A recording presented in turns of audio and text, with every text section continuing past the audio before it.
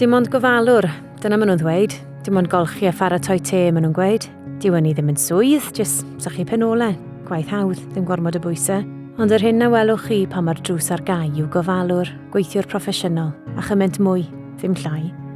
Cynghorydd a ffrind i sychu dagre, i fod yn gryf, yn gefnogol a chael gwared a'i hofne. Mae'r swydd yn anodd ac yn heriol bob dydd yn osgoi ergydion a sylwadau di-fydd. Ond gwen a chwtch yw'r gwobrau gorau.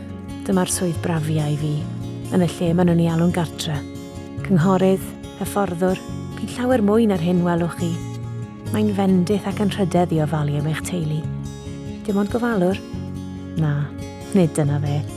Dwi'n angel mewn scrubs sy'n gweini te, yn sychu'ch dagre, yn ffrind di-flin, yn tywys eich anwylyd hyd y diwedd un.